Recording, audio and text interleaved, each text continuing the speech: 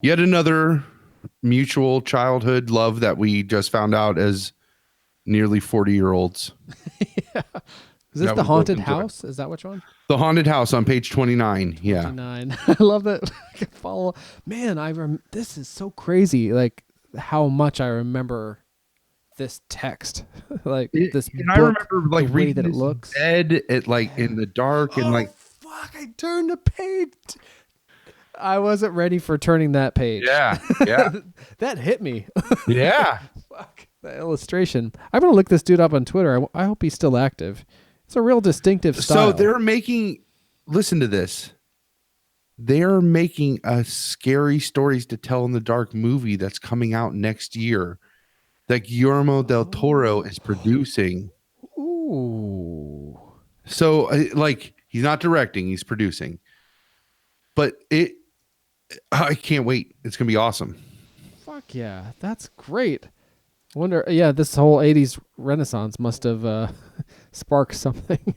Dude is 75 years old from Des Moines, Iowa. Oh man, Stephen Gamble, American illustrator. We should have saw him while we were out there last year. I know. We'll make a pilgrimage this time. Yeah. Oh my goodness. All right. So this is the haunted house. One time, a preacher went to see if he could put a haunt to rest in his settlement. The house had been haunted for about 10 years. Several people had tried to stay there all night, but they always would get scared out by the haunt. So this preacher took his Bible and went to the house, went on in, built himself a good fire and lit a lamp, sat there reading the Bible. Then just before midnight, he heard something start up in the cellar, walking back and forth. Then it sounded like somebody was trying to scream and got choked off. Then there was a lot of thrashing around and struggling, and finally everything got quiet. The old preacher took up his Bible again, but before he could start reading, he heard footsteps coming up the cellar stairs. He sat watching the door to the cellar, and the footsteps kept coming closer and closer. He saw the doorknob turn, and when the door began to open, he jumped up and hollered, "What do you want?" The door shut back easy like, and there wasn't a sound. The preacher was trembling a little, but he finally opened the Bible and read a while. Then he got up and laid the book on the chair and went to mending the fire. Then the haunt started walking again, and step, and step, and step up the cellar stairs. The old preacher sat watching the door, saw the doorknob turn and the door open. It looked like a young woman. He backed up and said, "Who are you? What do you want?"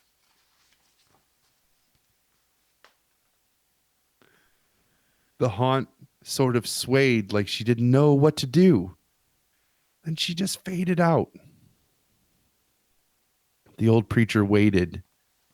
And when he didn't hear any more noises, he went over and shut the door.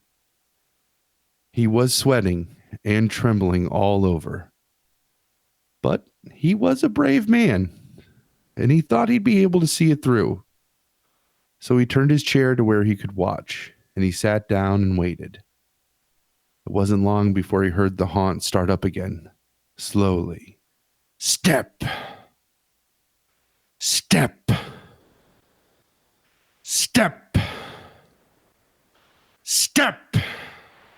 Closer and closer. Step. Step. And it was right at the door. The preacher stood up and he held his Bible out before him. Then the knob slowly turned and the door opened wide.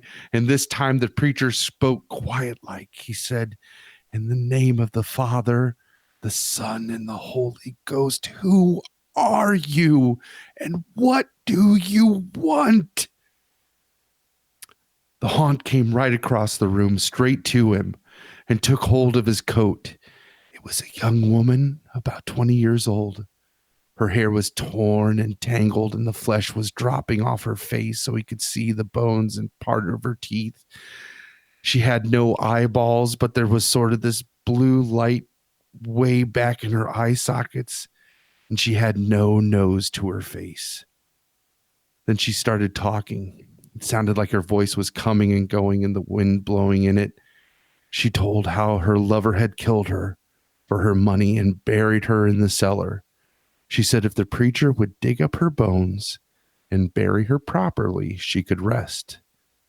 Then she told him to take the end joint of the little finger from her left hand and lay it in the collection plate at church the next meeting. And he'd find out who had murdered her.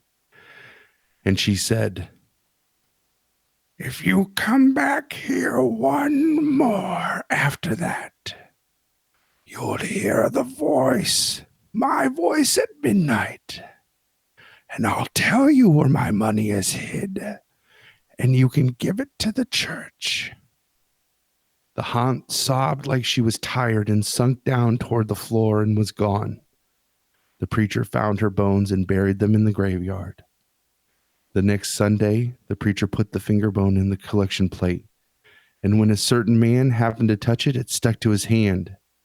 The man jumped up and rubbed and scraped and tore at that bone, trying to get it off. Then he went screaming like he was going crazy. Well, he confessed to that murder, and they took him on to jail. After the man was hung, the preacher went back to that house at midnight, and the haunt's voice told him to dig up under the hearthrug. He did, and he found a big sack of money. And where the haunt had held on to his coat, the print of those bony fingers was burned right into the cloth. It never did come out. Oh, that's spectacular. Isn't that a good I one? shouldn't be so surprised, but you are a fantastic audiobook reader. Oh, man, that's such a good one. Oh, yeah. Ooh, that'll do. Oh, the thing. Fucking Jesus Christ. Yeah, all like... Here's let me read the Viper, because that one's just Yes, please, it's like one page and it's super Was that short. on this one too?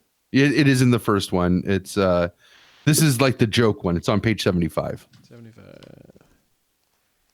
Oh yeah, you're very good at this. Oh, the ghost with bony fingers.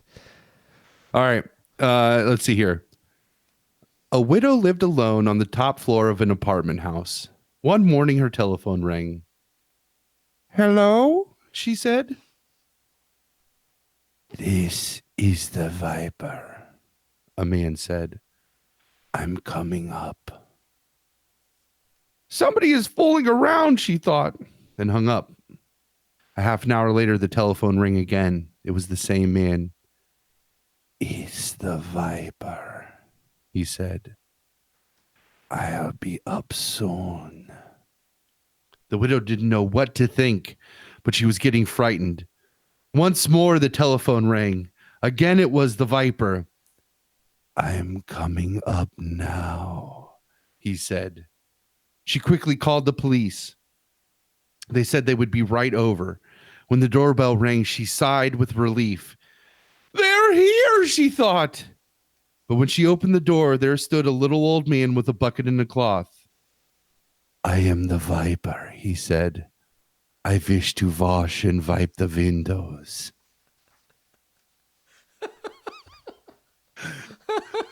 Third grade me thought that was the height of comedy. Like, I bet the bride would like that. She yeah, likes that anybody subject. who would listen. Oh, that's delightful.